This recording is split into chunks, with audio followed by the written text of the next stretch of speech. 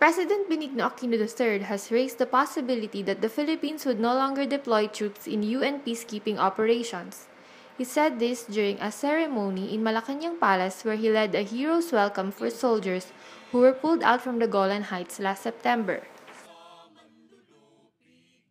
Nihintay natin ngayon ang investigasyon ng UN tungkol sa nangyaring insidente at yun ang magiging basehan kung tayo makikisama pa sa ibang mga pangangailangan ng pandaigdigang komunidad. Ulitin ko lang hindi pwede dadalhin ang ating mga tropa na habang tumutulong sa isang sitwasyon na kung saan imposible o hindi maliwanag ang misyon na kanilang ginagampanan. Importante buhay ng bawat isa. Aquino defended the Philippine contingent's decision not to surrender to Syrian rebels who had also seized 43 Fijian peacekeepers.